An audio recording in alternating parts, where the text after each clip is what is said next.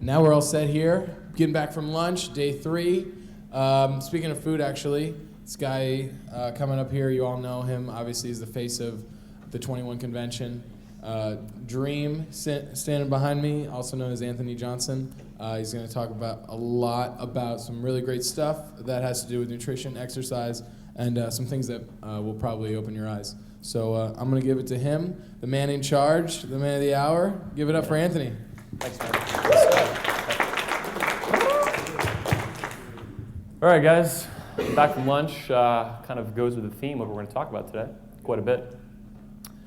Right now, I'm going to talk to you guys about a new topic for the event, somewhat, at least for this year.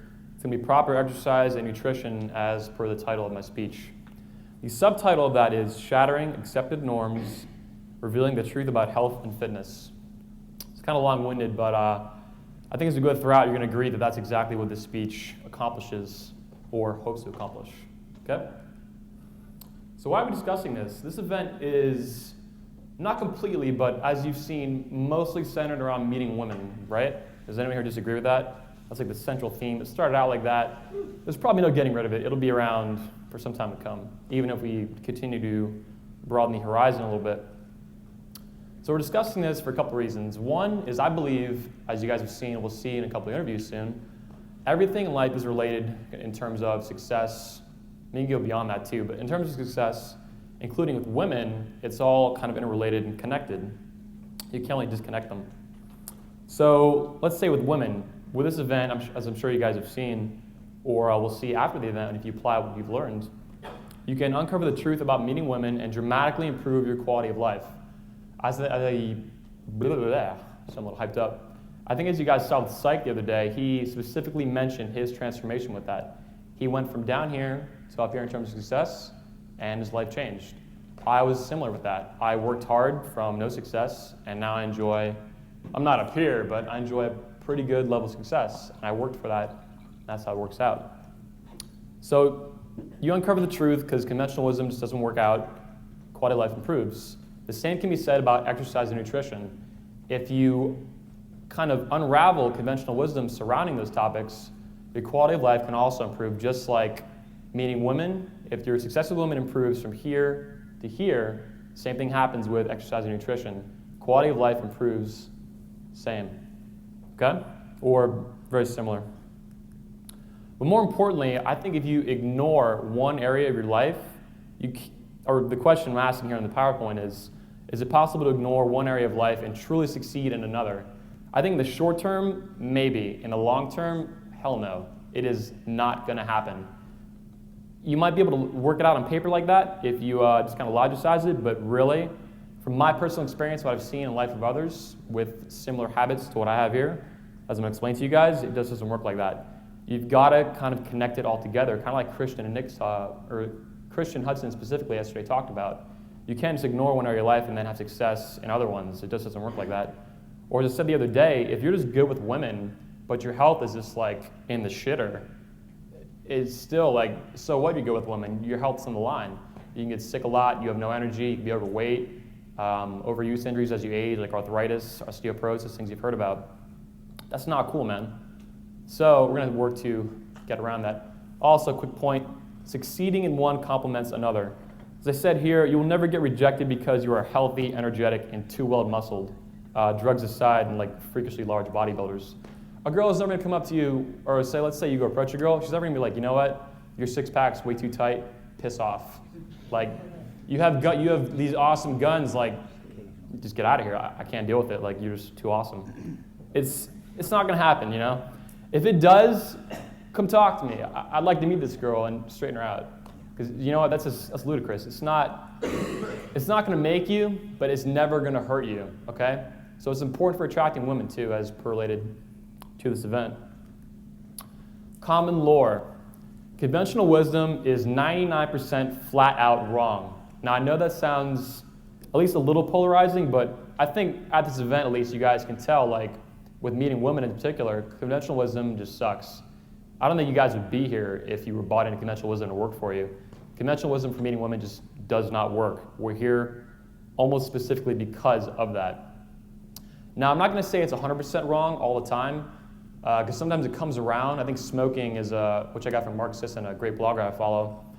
Smoking is kind of a conventional wisdom that picked up. Like a long time ago, it was considered to be like whatever. It didn't actually hurt you.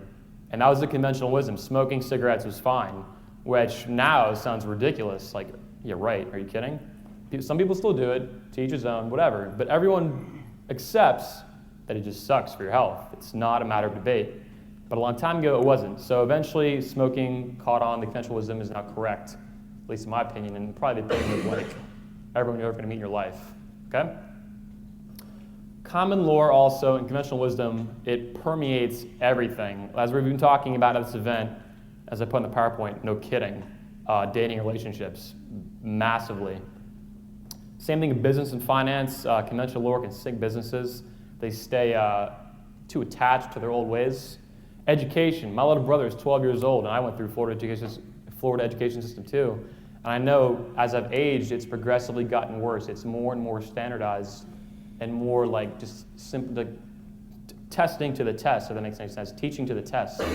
And the education he's getting now at 12 years old in middle school, the same school I went to back in Cape Coral, it just sucks. It just permeates everything. And as we're talking about right now, obviously exercise and nutrition, and I think that'll make more sense in a minute if it doesn't yet. So I ask you, because a lot of what I'm going to say actually is going to challenge your conventional beliefs if you have them about exercise and nutrition. So I'm going to ask you to stay objective and rational during my speech. If you have an opinion about exercise and nutrition, I'm sure most of you do, that's cool. But just try to set it aside for a minute and just take what I'm saying rationally and just look at it with logic and the science I'm providing, or we'll reference throughout. So what is conventional exercise? I'm talking a lot about it. Well, let's define it for a quick minute here for speaking purposes. I think conventional exercise at the core is any sort of random physical activity. I mean, can anyone disagree? I mean, our current notion of exercise is anything you do that like gets you sweating. I mean, most people accept that. I don't think anyone here would disagree with that, or maybe one or two people would actually. And that is the farthest thing from the truth you could say, which is just interesting for most people to hear, but that is what I believe to be the truth. Physical activity is physically damaging by definition. It is always going to be damaging. It can be mildly now or severely now, possibly through trauma. Say you're doing sprints and you tripped and broke your knee. I actually have a bad knee from high school football. So it can definitely be damaging now. More often than not, it's not, but it can be. Running injuries are sky high. Over the years, though, that mild injury for many people can translate into long-term overuse injuries, as I've stated here. All kinds of arthritis, joint problems, even health problems, heart problems, if you do, say, like really excessive amounts of cardio, like ultramarathons, things of that nature, that you can have heart problems, or other things too. But that's okay. Like, I don't want you guys to shy away from doing running or things like that if you enjoy it. Just be aware of those consequences now and later, and be aware that you're going to be in the same body 20 years from now, 30 years from now, 40 years from now, when you pick your physical activity or form of exercise. It's important. And we're going to get to it more in a minute, but the point of exercise, or relating to damage, is the right amount of damage can be leveraged to allow for positive and protective adaptive responses by the body. So damage, it sounds really negative, like no. It's like a really bad word we kind of associate negative feelings to, but it's not entirely. Damage is cool. It's just if you do it too much and too often, for example, it can result in the things we just talked about, like arthritis down the road, things like that. So damage is not all bad. A lot of it, yes, but the right amount, like a dosage, as Doug McGuff talks about in a book called Body by Science, if you treat it as a dosage, like in medicine, it can be good, be very beneficial, critical for life. So wait a second, hold on. It's titled, I feel kind of cheesy saying that because it's up there. But I want to clarify before continuing. All exercise is physical activity, by definition. For our purposes, can anyone think of exercise as not physical? I mean, you can think like mental exercises, whatever, but obviously exercise is physical activity, but the inverse is not true, as I've stated. Not all physical activity is exercise. I just want to really drive that home. It does not work like that. Conventional lore, that's what that says. It is wrong. So how do we divide up physical activity? How does it kind of break down? How can we How can we section it off to benefit us? I have a pyramid, my version of a pyramid anyways, which the credit of the idea goes to greyhoundfitness.com, Patrick Diver. It's a really simple idea, and it's obviously taken from the food pyramid, which, by the way, the food pyramid from the government sucks. We'll get to it in a minute. But the pyramid of physical activity that I like a lot, my version of it, is with proper exercise as a foundation to all forms of activity above it. So at the bottom of your pyramid of physical activity you should be doing to benefit yourself in whatever endeavors you have, whether it be health, fat loss, recreation, just being active and excelling in a competitive sport or non-competitive sport with your friends, or even specific skill training like competitive sports, like back in high school. I'm sure a lot of you guys played football. I've heard a couple people say anyways. Other sports too, I'm sure. Wrestling, I know Bushido was into that. So proper exercise is at the base. Everything else is above. You can section recreational activity off however you want, specific skill training, which will make more sense in a second.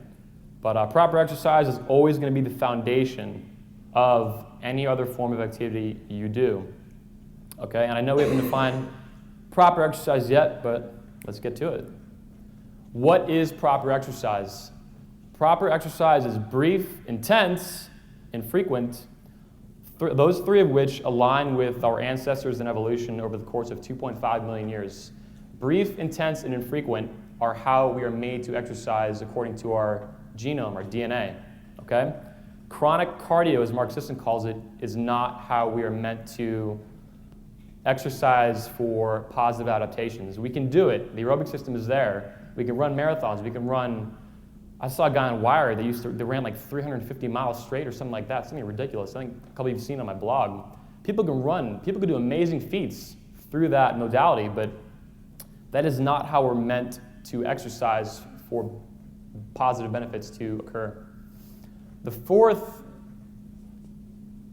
my brain's like dying up here. Sorry, guys.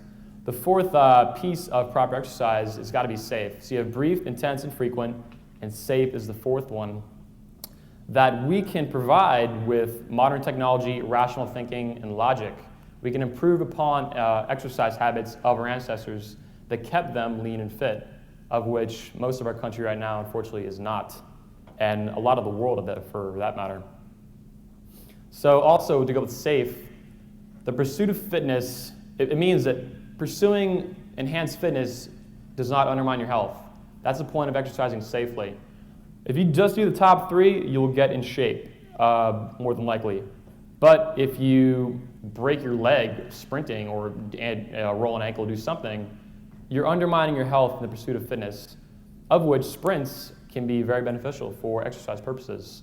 But again, if you trip and bust your ass, it's not worth it. You're just undermining yourself in the process.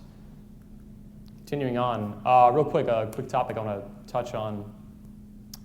If you guys have questions too, feel free to interrupt throughout or save them for the end. It's up to you. But functional training is a really big notion I've seen a lot from the CrossFit crowd or the people that are really focused on the first three keys of proper exercise, brief, intense, and frequent. They get really focused, almost, I want to say tunnel vision, that's kind of a strong word to use, but they get tunnel vision focusing on what our ancestors did in terms of exercise. They go brief, intense, and frequent, and then whatever falls in line with that, they forget about safety. And the result is a notion called functional training, which would be stuff like just doing activities in the style our ancestors did, like explosive movements, to tap into fast twitch muscle fibers, which will make you grow more, like sprints. Or like in another good look at that too is like Rocky IV. You guys ever seen that? Who's seen that? Raise your hand. Anybody? Actually, I love that movie. It's one of my favorite movies. But you see Ivan Drago, actually, the enemy, like the bad guy, the villain in the movie.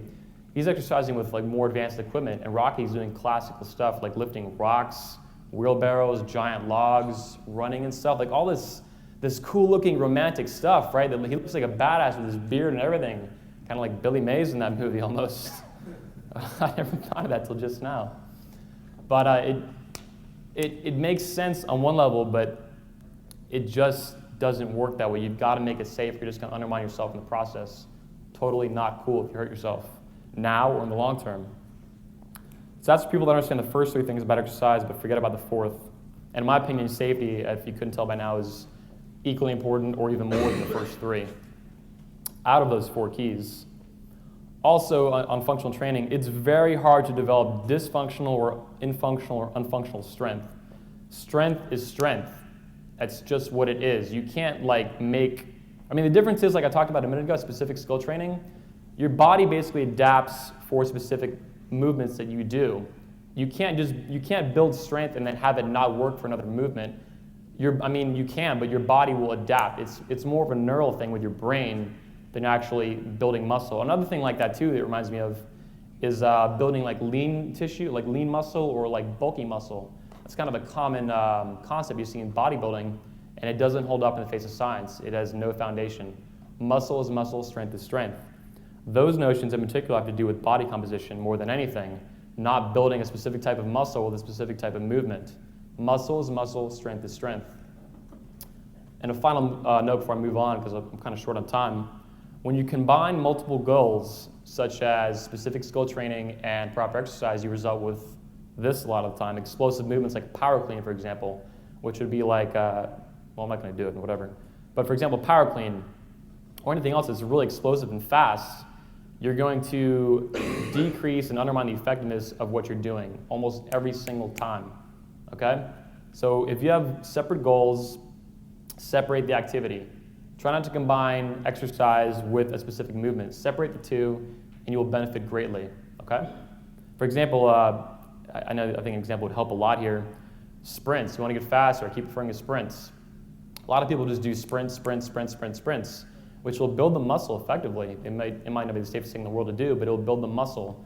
At the same time, it will also get them that specific movement down very fast. They will learn how to run faster as they continue to run.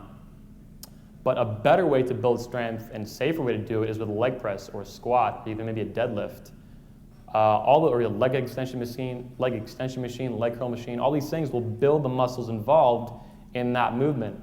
So if you take the best option and perform proper exercise, which we will continue to define, you will build more muscle, which will serve you better when you perform that specific skill. So the activity is specific to the result. Proper exercise results in a specific result.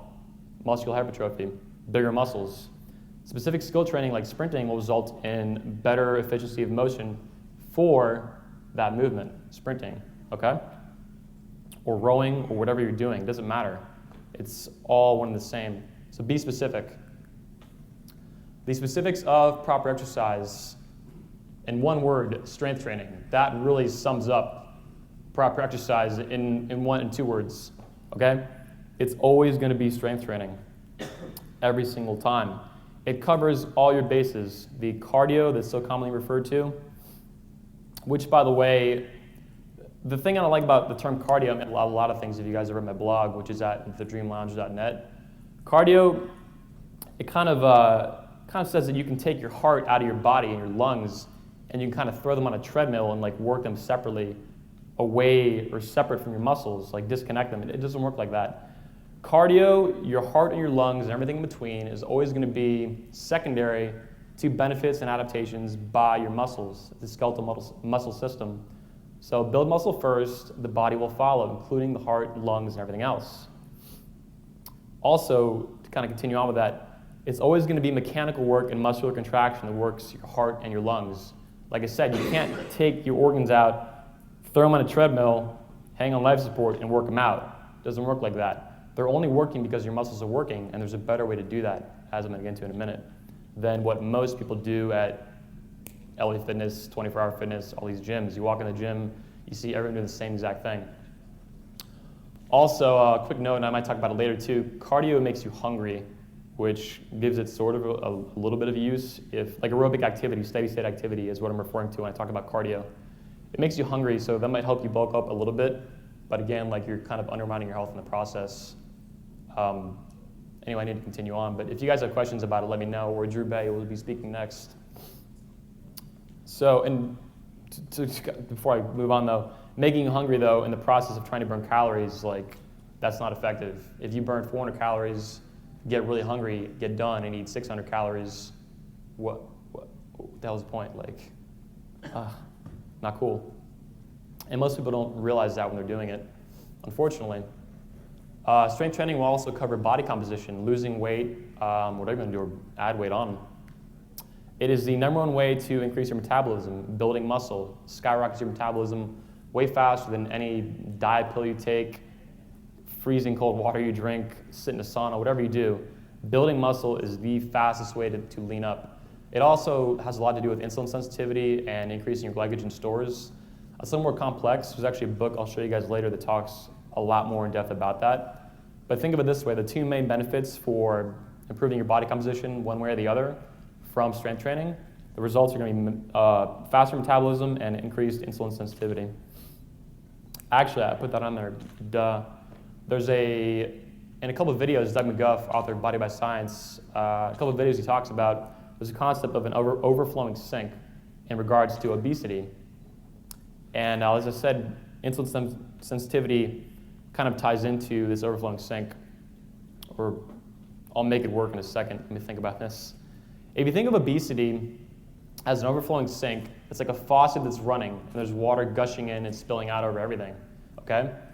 If you turn off the faucet by eating correctly, as we'll talk about in a minute, I'll give you guys a brief overview of it, that stops the sink, but the sink is still full. Or actually, this is how insulin sensitivity kind of pans out. So you have a full sink that stopped overflowing because you turned the faucet off by eating right. If you unplug the sink that was overflowing, it's going to drain out, right? That is where weight loss kind of happens. That's where the magic happens. I need to continue, but last thing on this slide, all health and fitness benefits can be had from strength training, everything you've heard, of which there are like tons of. And you can get all those with the least risk involved. That is like mega important, safest way to do things for everyone.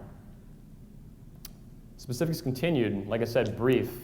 If you do a lot of volume, like everyone else, conventional wisdom, you're doing way too much stuff, that results in a decreased level of intensity, which is not exclusively, but a major role in building muscle and staying healthy. So keep it brief. Don't do a lot of sets, okay? Don't do a lot of exercises. Don't repeat the same muscle group. Don't work it again and again and again. Do it right, do it light, as an old coach of mine said. So again, intensity, let's continue on with that. Do at least one set to failure when you exercise in a gym through strength training. I actually do, or you can just do one set. I actually do one set 99 out of 100 times with a particular exercise, no matter what it is. Squat, bench, machines, calf raises, forearm work, anything. From my forearms to my legs, whatever it is. I do one set to failure, usually 8 to 12 reps, let's say, about a minute to a minute and a half, okay? It's very important to keep that intensity. Don't confuse intensity with volume. A lot of people want to work harder. They don't work harder. They work a shitload more, and their intensity drops through the floor. I actually fell victim to that in the fall of this year. I was just training I was training 15 hours a week, which is like way, way, way too much. Anyway, continuing on. Infrequent, like we talked about before. I recommend a max, absolute max of 3 times a week, a full body workout. You'd probably most people will benefit more from 2 or even 1. Desan, you have a question? Can we get a mic to him? 1 second. Yeah, I can repeat it then. Define failure. Yeah, I should. Thanks for asking that. Failure to me is, I've been doing this for a long time. I've been training since I was like 14 years old, and the training style I do now for like 7 months. Failure to me is when my muscles cease to work. It's not a level of discomfort anymore. It's like utter failure. If you can get to that, cool. A lot of people can't. It's a level of discomfort, or it's a level of severe discomfort that's really hard for people to achieve. But I think in time, most people can reach true muscle failure. If you can't though, that's okay. Get as close as you can, especially starting off when it's new to you. That kind of feeling and the intense burn from, say, doing like a bicep curl. It hurts really bad. It's safe, but at the same time, because you're actually producing less force as you become weaker, which maybe Drew will hit on. I don't want to continue on with rambling this stuff. But yeah, try to hit true muscle failure, okay? Don't just crap out and then want to redo it again. Don't redo stuff. 1 set to failure is what I recommend. If you want to do more sets, that's your own thing. As long as you're doing 1 to failure, that's what really counts. So does that answer your question? It's kind of long-winded, but. Oh, question. You have a question too. Chris, can we get him a mic? I need to turn away from this PowerPoint anyway, so get away from this thing. Yeah, Get out of here. I just worked out with Anthony like a couple days ago. Like, You did? describe the feeling that you get like right after you're done with the workout. Like, because I was about to die. Like, I was like laying on the ground. Whoa. Like, You're not gonna okay, die. I wasn't about to die, but You're I not felt, gonna die whenever I was really I lightheaded and promise. stuff. But like, give him that so like like when you're Okay, done, what he's 'cause that's talking what about helped me. is, we'll say your cardio or metabolic conditions, actually a much better way to look at it. When you're new to training, let's say full body in one day very intensely, when you get done, you're not going to die, I promise. Take deep breaths, okay? If you die, come talk to me. Just kidding. So when you get done, especially when you're new, you're going to be really winded. Take your time, drink some water, take a seat. I probably wouldn't lay down, but just take a seat, take deep breaths, and you're going to be okay. You're probably going to be sweating your balls off too. But when you're done, yeah, you're going to feel like, you'll feel like a badass, to be honest. A lot of the time, once you feel like you're not going to die anymore, you're not going to die then. But once you feel like, once you catch your breath, you catch your wind, you're going to feel a lot better. And throughout the rest of the day, your aerobic system is going to be cranking, and you're going to feel like sore, but yet kind of energized. If you do it, what I'm talking about, which we'll continue to talk about, and Drew will expand upon, who is a friend and personal trainer, in case you guys don't know him, Drew Bay from bay.com. Yeah, you'll get the hang of it. You'll feel good. And the next day, there's no telling. Soreness to me is like a random effect. So it's hard to say training this way is going to make you sore or not make you sore. It's really random per person when it happens and the level it happens. But also, as you continue on with your training, like Dodger or Shudo just talked about, as like I do it now, like I used to feel like he did when I got done, but now no matter how hard I work, I don't feel like he did anymore because my heart and my lungs and everything in between have picked up in tandem with performing the workouts and the skill involved, even with specific movements like I do, okay? So basically when you start out, we'll say this, your cardio sucks. Over time it picks up, okay? And when you get done, you'll be able to breathe normally and not like, holy crap, or something like that. It depends. The Dodger's kind of a little girl, so whatever. Nah, yeah, he actually did really good. All right, moving on. Like I said, whoa, crap. Twice or even once a week. I've done once a week for like 7 months. Well, I've experimented actually. I've done twice a week. I've done less than once a week. It turns out for me personally, about once a week of what I'm recommending works very, very well for me and probably most of you too. I believe I have about average genetics, maybe a little bit above in some areas and a little bit under in other areas, which I might get more to in a second if we have time, but I gotta continue. A lot to talk about. So again, I was talking about full body workouts. Splitting your routine usually results in too much volume. People do it once they get more advanced if they really want to, but even at that point, it's not necessarily the best thing to do. If you keep it full body, you're usually gonna do less. You'll be in the gym, you'll try not to redo exercises, okay? Don't do like a barbell overhead press and then a machine overhead press like this. Doing that twice, it's the same freaking movement, like you're just redoing the thing over and over again. It's like doing more and more sets. It's not necessary for best results. So do more full body and don't split it up and end up doing like 8 sets of like 15 different exercises every day you go in and then repeat with a different part of your body. That's way too much stuff to do. Keep it full body. There are also hormone responses and that are better from doing this kind of workout. If you kind of look at ancient man and, not ancient man, we're the same, but evolution, we usually didn't go in and do like, we didn't go and just like all of a sudden work just our like biceps and then get done like chasing down an animal or something. It was very rare we worked out that way or exercised or performed any kind of activity that way. It was usually all kind of together. And as a result, I believe this is a matter of a little bit of debate. When you work out full body, there's usually a better growth hormone response and testosterone production is a little bit increased, which is definitely cool, as I'm sure most of you guys know. But don't do steroids, they're very bad. My balls are this big. I'm just kidding, guys, I would never do that. So. Messing with you, don't ever do that crap. Very horrible for you. Completely unnecessary too. Final details on exercise, kind of continuing on before I get into the books, I'll recommend you guys for further details. Starting out, on top of the things I've just recommended you guys do, pick a handful of movements that work your entire body, go back to back, as fast as you can without screwing up your form or being so winded you actually perform less intensely on the next exercise, not because of the muscles you're training, but because you're just so out of breath you can't continue on. Dodger actually, his shooter actually kind of ran into that problem at the end due to some other logistical things that happened in the gym. We were in like a public gym, not a private facility. So handful of movements that work your entire body. Go back to back, but not so fast that you like screw up. Don't sprint to the next machine or whatever you're doing, a barbell. Don't do that. Walk over fast, catch your breath, get it done. Okay? Don't dick around. Don't talk. Your cell phone shouldn't even be in the gym. If you have an iPod, cool. If not, don't dick with it. Or if you do, don't dick with it. Moving on, equipment. I recommend good machines. There's a lot of things you pick from, actually. Bodyweight exercises are cool.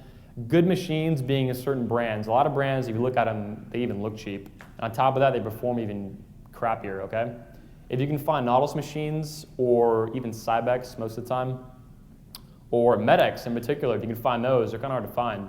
You can find Nautilus, Med-X, Cybex, Hammer Strength. Those brands are good, more often than not. Other ones, like all kinds of crap, just random names in a gym you can't even identify, stay away from them. You're much better off doing bodyweight exercises or free weights, barbells and dumbbells. I'll get to it in a minute, but just so I don't forget, if you do have to pick free weights, I highly recommend a book called Moment Arm Exercise. It's not too easy to find, but if you go to my blog, thedreamlounge.net, and I don't make any money off this, I'm just promoting it because I love the book. The guy's name, the author is Bill Simon's a great guy. You can zoom off now. But great book, and it will really help you improve the biomechanics behind exercise and the movements involved with free weights. It's critical for free weights. If you have access to good machines, I recommend reading that book after another book I'm going to mention in a second, okay? Because it's kind of confusing, but if you only have free weights, Moment Arm Exercise is really, really good. So, like I was just talking about, books I highly recommend. This one is Body by Science. We zoomed in on that? Yep. Awesome. This book is freaking awesome. When I found this book, I actually read it like in 2 sittings in the bookstore before I even bought it. I was just like too lazy to buy it. I was like, I'm gonna read this book because it was so, I just sat like on the ground. Not even like sit at a table, like on the ground. I was like, oh my God, like this book is so awesome. Because, as I mentioned real quick, leading up to the finding of that book, conventional wisdom had failed me. As I increased, which is recommended highly by conventional wisdom, as a kind of general way to look at it, doing more and more and more is like a really ingrained concept to do with exercise. And as I did more in the fall, like 10, 15, even more than that, sometimes a week of training, my results like diminished, like progressively, bit by bit. I was like, what the F? Are you kidding? I used to run half marathons and stuff every week and like swim for like hours at a time. I was like, this is insane. Like, how can my results go down? And it was just leaving like cracks in my brain, as I call it. And when I read this book, it filled those cracks in, and I was like, I see the light. So it was really good. Highly recommend Body by Science. Author Doug McGuff, big inspiration for the things in this speech. Drew Bay's coming book, when it comes out, his blog is excellent. Whatever's going to be in his book, which will include a lot of things in the blog, but also more things, will be like so badass on its own or as a complement to Body by Science and Moment Arm Exercise. Really good stuff. As I already talked about, Moment Arm Exercise is really good. Read it after Body by Science. Read Body by Science twice before reading this book. If you have access to good machines, as I talked about. If you only can use free weights, read that book alongside Body by Science. I wouldn't say before, but read it as soon as you can, or even directly after it, okay? It's important. Also, go on Google. You can find Nautilus exercise bulletins. They're kind of polarizing to most people finding them generally, but I think after hearing my speech, you guys would really like that stuff. You go to Google or arthurjonesexercise.com. Yeah. I've got PDF files. I'll give them to you if you want to just put them up on your site. That'll save people from having to look for them. Yeah, awesome. So I'm out of things on my blog, thedreamlounge.net, to find the Nautilus exercise bulletins. If not, just search Nautilus exercise bulletins on Google and they'll pull right up. They are pretty long, kind of abrasive, but really strong, well written, and freaking excellent. Okay? Okay, moving on. Not totally, but switching topics to, because I want to cover a lot. Proper nutrition. Like we just talked about proper exercise instead of just generic exercise. Let's get into proper nutrition instead of just typical run-of-the-mill. Speaking of nutrition, is burped. almost like brainwashed things we've been led to believe about nutrition. Let's dig into it. Before actually getting into it, proper nutrition complements anything you do in your life, but in particular exercise. If you're exercising right, your eating right will help it immensely, okay? That should be obvious, but just in case, I want to say that. It's going to support all physical endeavors, as I've been talking about. Fat loss, muscle gain, rehabilitation from an injury, your overall well-being and your immune system, your daily energy, how well you sleep, everything is involved. Everything's interrelated. Never think that something is like completely and absolutely separate from another concept, especially exercise and nutrition, okay? Two little or big problems with what we eat today, and some of it's actually even recommended or incorrectly labeled. Number one is corn. All right, I gotta say this. Corn is not a freaking vegetable. It's a grain. It's a very weird grain. It doesn't even grow in the wild. It never has. It's actually a mutation of some weird plant that looks nothing like corn in Central America. We found it and been cultivating it for like thousands of years, but it is totally foreign to our diet, and everything inside of it is just like crap. It can't even grow on its own. If we don't cultivate it, it would just die out. There would be no corn on the planet. It is freaking weird. It's not a vegetable. If someone offers you vegetables and there's corn in it, be like, that's grain. It's not a vegetable. And they'll argue with you like, just wrong. Like, Google it. Go figure it out, okay? It is not a vegetable. I was actually in my nutrition class at UCF in summer A of this past summer in June, and my licensed dietitian and nutrition teacher said that it was a vegetable, and at that point, I just completely shut off. I was like, oh my God, like, that's like, to her, that should have been very well known. Like, corn is not a vegetable. But anyway, corn and soy too, which is like a bean, is also a lot like corn, and it's very, very common. Both of these things are nearly in almost every single food you eat throughout the day, unless you're eating like I eat because I'm God, right? No, it is seriously, like, it is in every freaking food. And even eating meats, you'd be like, oh, I'll eat meat? No. 99% of the restaurants you're going to go to or supermarkets, the meat you get is fed corn and soy religiously. Corn and soy, corn and soy. It's just another form at that point. You're still eating corn and soy, corn and soy, corn and soy. Ever heard of people that are corn-fed? We're all corn-fed, if you think about it. And like I said, both of these are completely unnatural to your diet, completely non-necessary to ever eat. I mean, if you want to eat it for like fun or like a birthday or something, like say cake with like corn in it, which it probably will, believe it or not, like corn oil. Like, for example, you think even like a vegetable at the supermarket would not, like say tomato, which is actually a fruit, that still actually has corn oil on it to protect it and stuff. Corn, seriously, is in everything you eat in soy. You've got to avoid, I recommend, as much as possible, these two things in particular. No role at all in proper nutrition. It can, like I said, it can be eaten rarely. For further reading, I don't want to rant on these topics, but if you want to look into further research for these two in particular things, corn and soy, I don't even call them foods or things or substances to me. King Corn is a movie. It's like a documentary that came out on PBS a little while ago. Google it, YouTube it, if you're able to find it, or Youku it. It'll be on there. Or read The Omnivore's Dilemma at any major bookstore or library. The Omnivore's Dilemma details it. I just read it a little while ago. It details these two things really, really good. Continuing on. Proper nutrition, to me, is always going to follow, at least at this point in time, from what I've found, no one can really argue with this, is always going to follow, or argue with it well, is always going to follow our ancestors and our evolution, like almost every single time. Like, it's really, really rare it won't, okay? So with exercise, though, I talked to you guys about the advancements we've made in safety, for example. With nutrition, there's not as many, I believe. There's a few, but for the most part, exercise, you can model loosely what our ancestors did. Nutrition, exactly, as close as you want, okay? Awesome. And people selling you stuff that's like some new advancement, I shouldn't have to tell you this, but most often it's just crap. They're selling you crap, okay?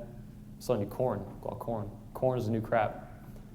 But respect our ancestors and what they ate. Again, our dietary habits evolved over the course of like 2.5 million years, depending on who you ask. 2 million years, 1.5 million years, 2.5 million years. I don't know how they get that broad of a range, to be honest. I guess it's just the way we evolved. But anyway, how are you going to argue with that many millions of years of evolution for how we eat? It's really, really tough. Exercise, we can improve the safety, food, eat like our ancestors, okay? That's like the best advice I can give you. So what does that mean exactly? I'll give you some quick things. Meats, fish, fowl, and eggs. Eggs in particular, I think, are really, really, really good.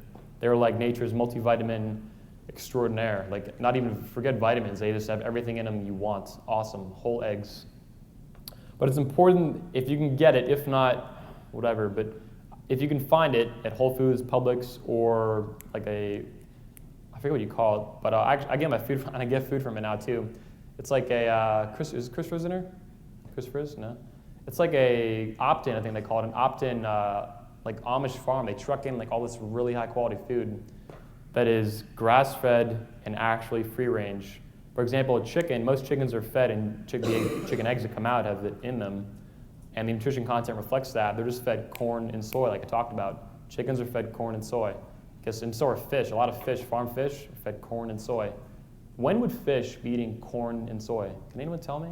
In like evolution? Never. They would never eat that, ever. It's ridiculous, but that's what they're fed. And ultimately, that's what you eat. You are what you eat. So if you can get products from animals that are grass-fed and free range, okay? That has a lot to do with the fatty content and everything else in the food too.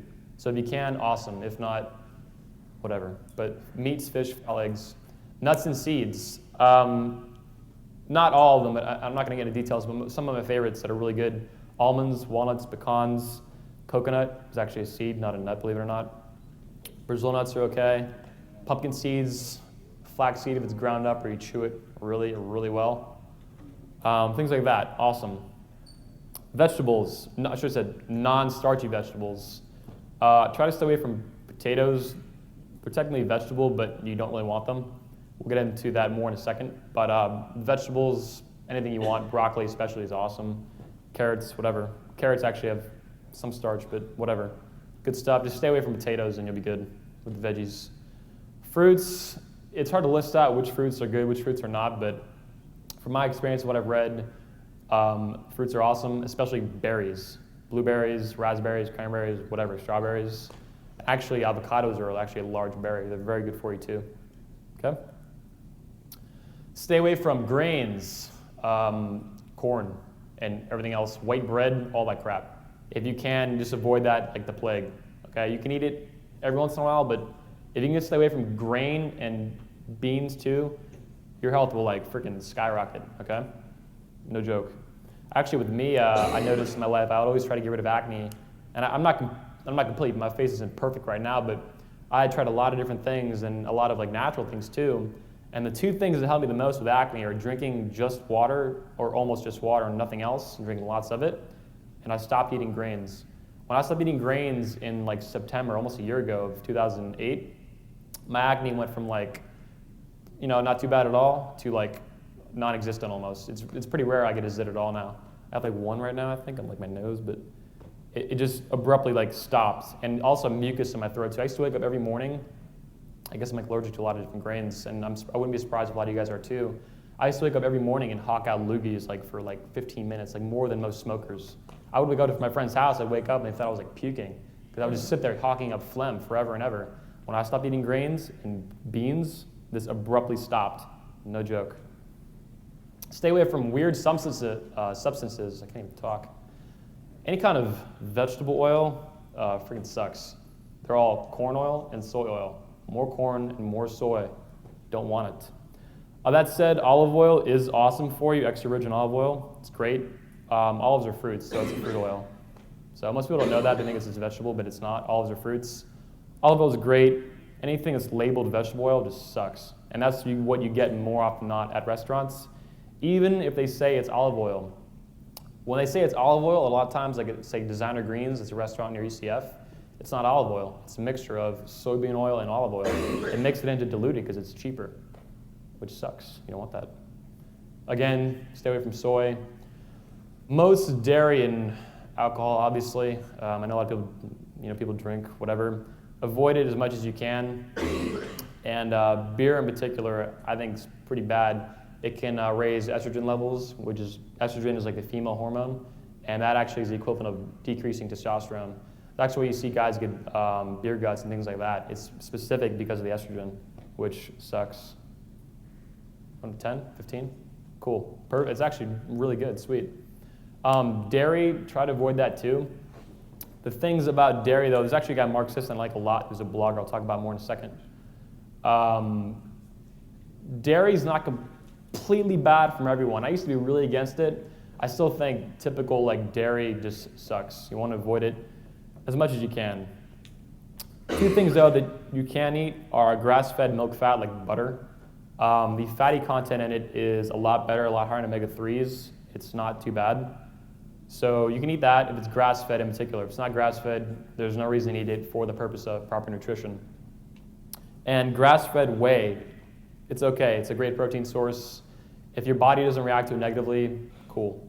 Casein and lactose, the sugar in milk, are what really is hurting you when you drink milk, okay? And all the corn and soy in it too, which sucks. Like I keep talking about, Primal Blueprint is written from a guy named Mark Sisson. I've been talking about the author anyway. Mark Sisson wrote The Primal Blueprint. It's a great book on nutrition. I don't have it with me, but I've read his blog extensively. He's a great guy. His views on nutrition are almost exactly the same as my own. His blog is like marksdailyapple.com, I want to say. Really good stuff, and his book is really comprehensive for a way to eat. Awesome. Exercise stuff in it, I would tend to go with what is embodied by science by leaps and bounds. But nutrition in the book called Primal Blueprint, awesome. More specifically speaking, there's a book by a guy named Johnny Bowden, I think is how you say it. It's called The 150 Healthiest Foods on Earth. It's a great book. It's in major bookstores right now. Primal Blueprint you can get on Amazon, probably bookstores soon, I'm not sure. But again, 2 books for nutrition, like those 2 are for exercise. You want to get Primal Blueprint, and the 150 Healthiest Foods on Earth. I'm going to get into some macronutrients real quick and try to finish this up, and then we'll take questions. Protein is a macronutrient, one of the 3 major ones: protein, carbohydrate, and fat. Conventional wisdom, again, is kind of tunnel vision when it comes to protein. Protein is awesome. It's essential for your body. You absolutely need protein. Essential amino acids, you guys heard of that? Who's heard of that? Yeah, whatever. All right, awesome. It's true. Protein's great. The thing is, though, I think it's overrated. People, especially when they get into building muscle and working out, bodybuilding, whatever you want to call it, they tend to obsess over eating protein. This is pretty well known. All these like the muscle heads and like all the protein shakes, like that YouTube video with that guy. Who's seen that, by the way? The Jaeger bombs and all that? That video is hilarious. Mom, where's my protein? But it's true. People obsess over this. And I think there are other things that are almost equally as important, other substances to be eating. Red meat from grass-fed steers, for example, is really good stuff, or buffalo even, bison, whatever you want to call it. There's creatine in that. That's important to eat. Eggs, whole eggs have all kinds of fatty acids. I think it's called anacrylic acid, I want to say. Anachronic or anacrylic, I never get it right. Important for building muscle, along with everything else in an egg, which is very, very good for you. Selenium, it's also in eggs. It's also in Brazil nuts, pretty concentrated. That's important for recovery and building muscle. Like I mentioned earlier, to help lower estrogen levels, which is kind of the equivalent of raising testosterone, broccoli and almonds, eat all that you want. It will lower estrogen.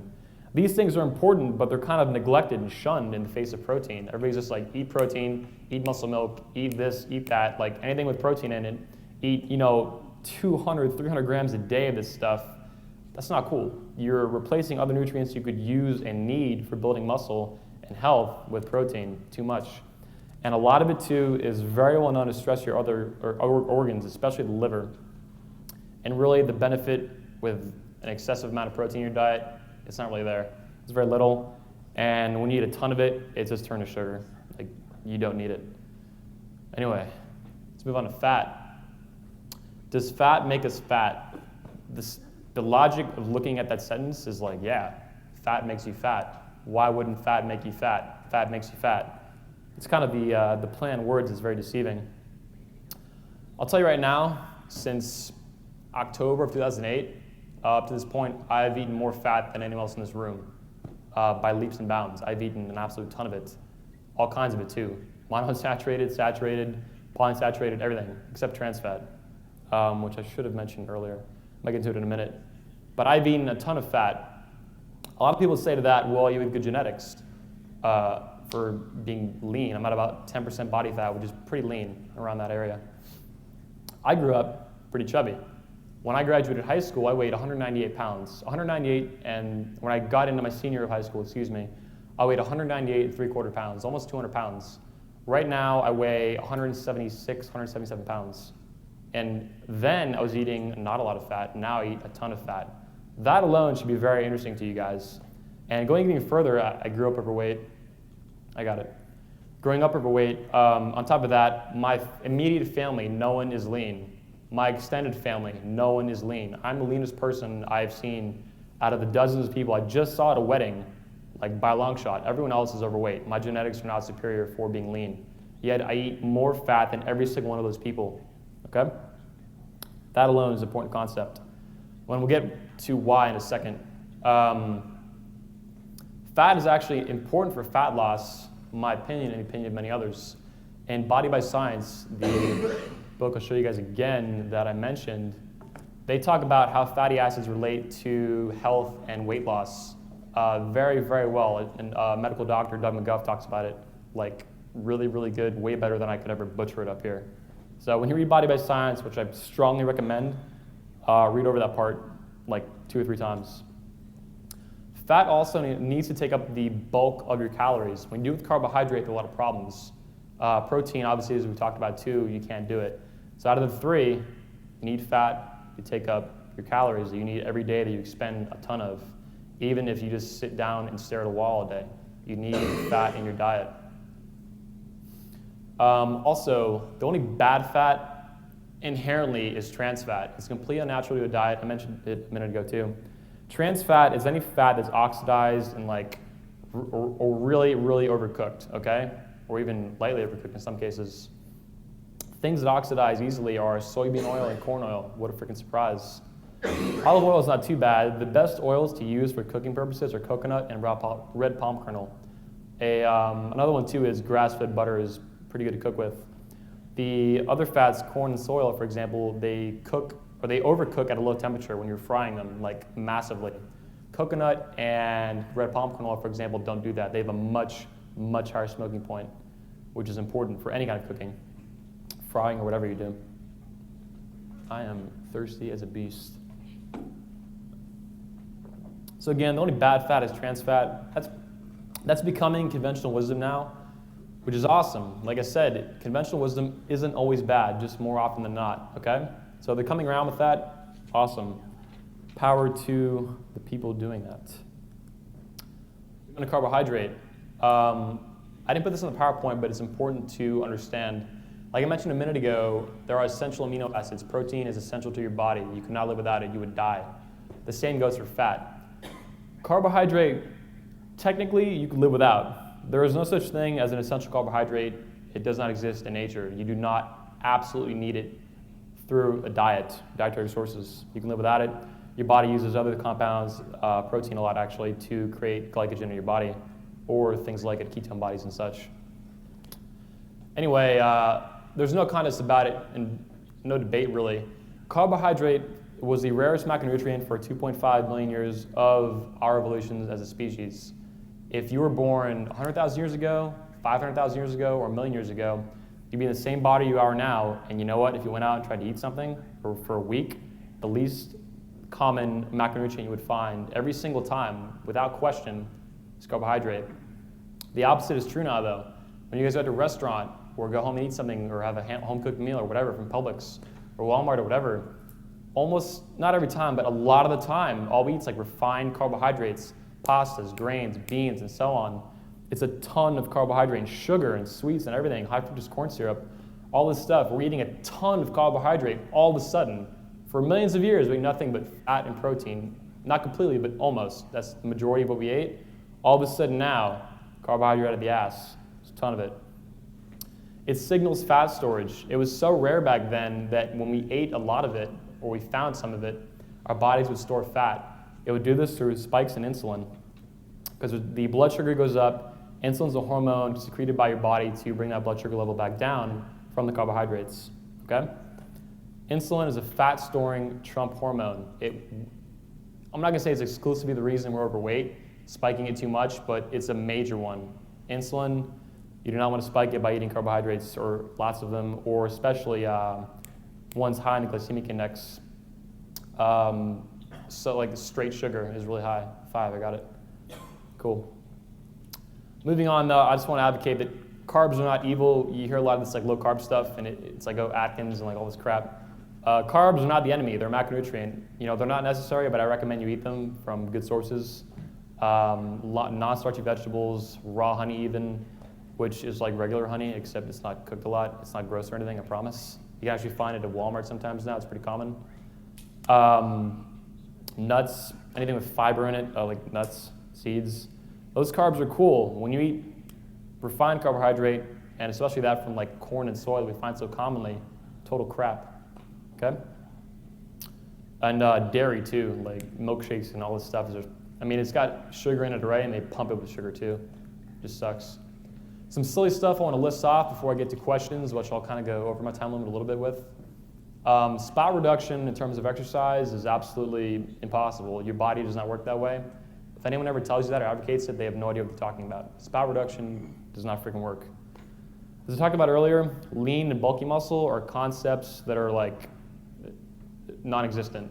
Muscle is muscle. Lean and bulky is a result of body composition, not the way you built your muscle, okay?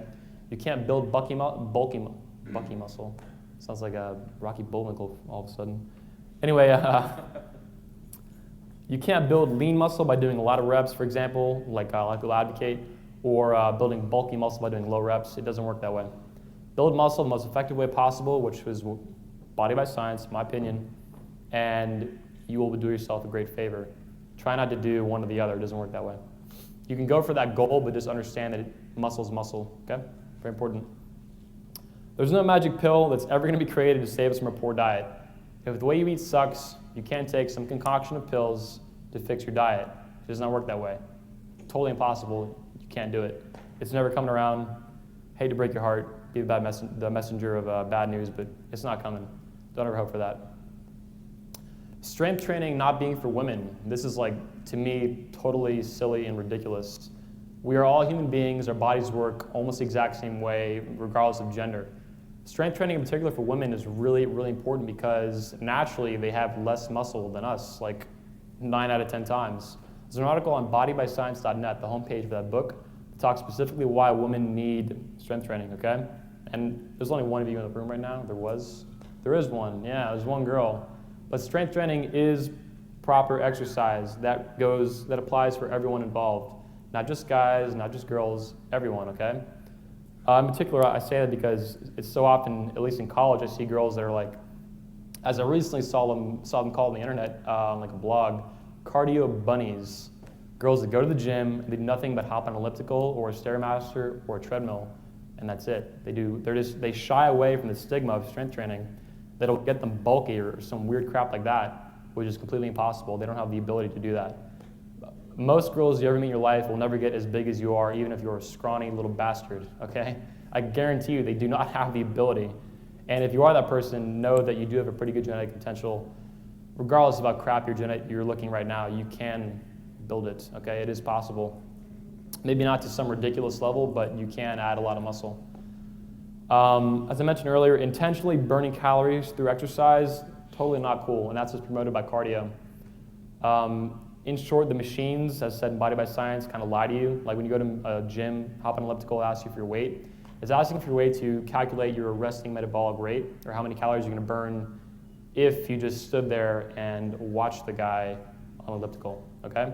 So if you enter your weight and it tells you you burned 200 calories, 100 or more of those calories in, say, 30 minutes would have been burned already just looking at the guy on an elliptical, okay?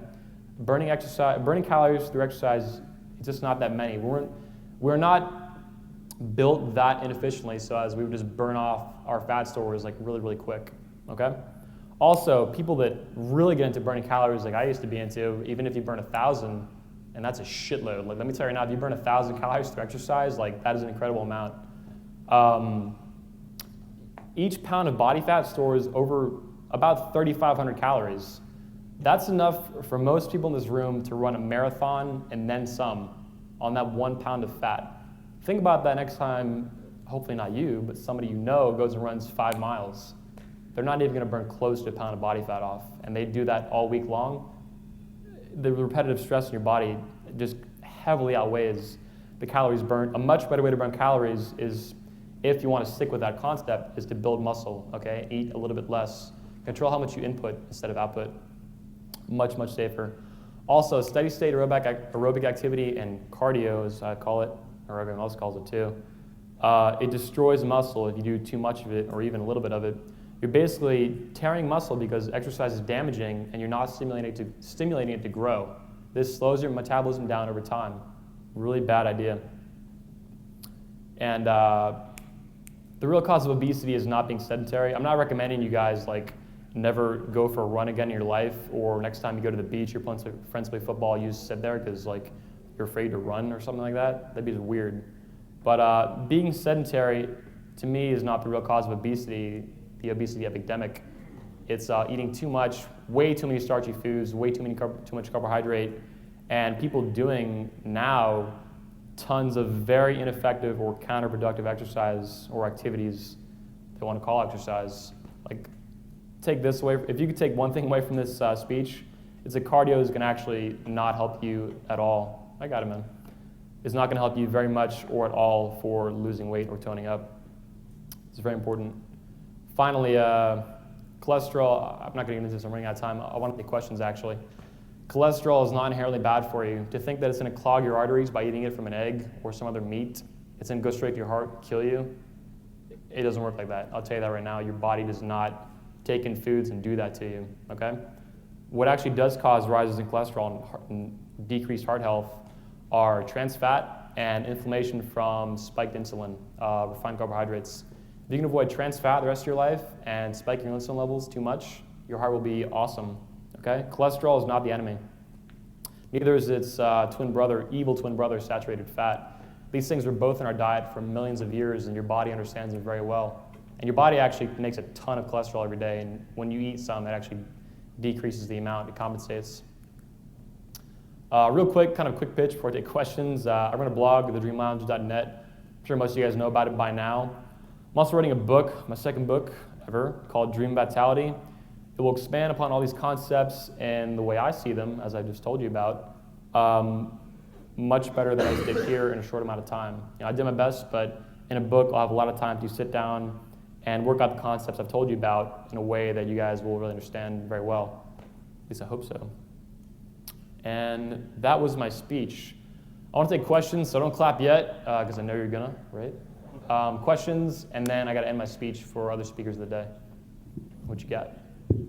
I'll try to make this quick. I'm really nervous, but I got to tell you that was incredible. I've never seen anything like that. And I was really beating myself up during it too, but thanks. I'm going to say I'm not going to be afraid to do this, but you deserve a standing O. Oh, really? Yeah. Damn. Awesome. Damn.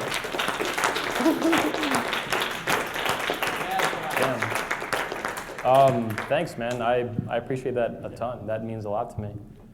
Cool. What you got? I just have a question about full body workouts. Go for it. I understand the benefits, but what I don't understand is if you're doing that as opposed to split training, and you're just doing one set per muscle group. Yeah. For example, if you're doing overhead press for shoulders, then how would you significantly hit the rear shoulder muscle? I mean your back, your rhomboids, and your traps, your lats, and all that. Yeah. The thing about full body, like I said, if you could just take this, and maybe Drew can get into this more, this question, he'd answer this question real well. It's that if you split your routine up and you're doing one set to failure, what are you going to do? Go to the gym 4 or 5 times a week, do one exercise and leave? That to me is just really ineffective with your time. Excuse me, gross. But like I said, if you go in the gym, let's say a typical workout for, I know a lot of people that split their workouts, is shoulders and biceps or something like that. If you're working out how I recommend, or Doug McGuff of Body by Science, medical doctor recommend, you would go in, do one set to failure of an exercise like an overhead press, with your shoulders, and then you do like a bicep curl, and that's it. You'd be done. That just seems really ineffective, just walking. Think about how many times you get walked in and out of the gym to work out your entire body throughout the week. And like I said, our ancestors worked out. They never worked out just their biceps. They would never just go out, like, do some activity like this and then get done. They would use everything. Not that you have to do that all at the same time through some functional movement, but it's just your body responds better hormonally when you do everything on the same day.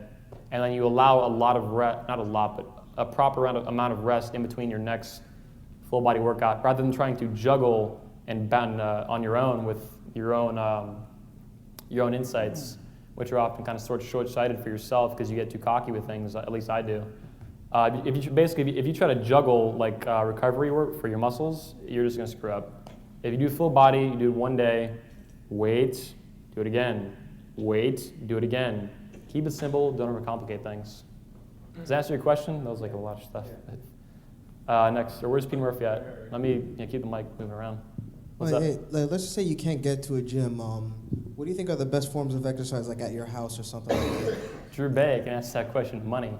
He has a whole post on that. When he speaks, remember to ask him that, and he can hook it up. Okay, I'm trying to end my speech quick. Okay, cool. He can nail that, I assume. Yeah. What you got? Yeah, I noticed you spoke a little bit about the differences between men and women, and both should be doing exercise. But a lot of that stuff about increasing estrogen and testosterone and all that levels. stuff. Yeah. What do you think the differences should be between a male diet and a female diet? There are some. I think Mark Sisson's written a little bit about it. If anything, I think. Well, in reality, for millions of years, you probably wouldn't, the men and women, gender-wise, wouldn't be eating too differently from each other. So I don't think there are a whole lot of differences. I mean, there can be for certain circumstances, like pregnancy and such, or even maybe like menopause, things like that. If anything, though, just understand that like it's important for both of you, not for men and women, to not eat foods that raise estrogen levels. That's just unnatural for everyone. Women actually are more dominant with progesterone, I believe it's called, not estrogen. So if they eat a lot of grain-fed foods, you talked about this with Oprah a while back, grain-fed foods and soy and beer and things like that, which college girls I've seen out a million nights in a row, they down all these things and they just raise estrogen levels through the roof. And that's the equivalent of decreasing testosterone, of which men and women both have quite a bit.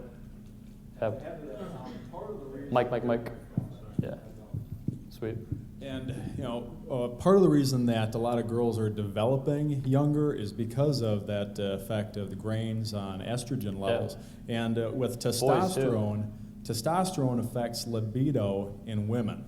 Yeah. You don't want your girl eating a diet that's going to reduce. We don't want that, especially in this event. So obviously you don't want them to have as much testosterone as men, but they need to have a certain amount. Their testosterone starts dropping, and their libido is going to drop, which is also a benefit of exercise to women. If a woman exercises regularly, she's not just going to have a better figure, but she's going to have a higher sex drive because it's going to keep the testosterone within what's a good range for a woman to have. Exactly. It's all about balancing and homeostasis and keeping it all the way it was meant to be if you were born a long time ago. Okay? One more question, and then we'll get Drew up here, and he can answer just about anything I can, obviously. He's a lot more experienced, and then I can also hop back up if need be. Okay? All right. You were saying about how soy is really bad, and I've researched it myself, and this kind of a question and statement type thing. Yeah, go. Doesn't soy also have a lot of zytoestrogens, which are very bad for male testosterone levels to begin with? I haven't looked into hormone levels too much. I have heard what you're talking about. I want to say you're right, but I'm not going to go ahead and verify that. I'm not well versed in everything in the world, but there are multiple versions of estrogen, testosterone too, and everything. So it's complex, but you're probably right. If it doesn't belong in your diet and you eat it, and you're a man or woman, there's no telling what kind of effect it's going to have on your body. Corn and soy in particular, there's no telling what kind of effects you're going to have. It's all interrelated. It's not separate, and everything's connected. You can't disconnect things like that. Okay? I got to get off, guys, but thank you for your time. Drew Bay will tear it up, and I'll help him if he needs it.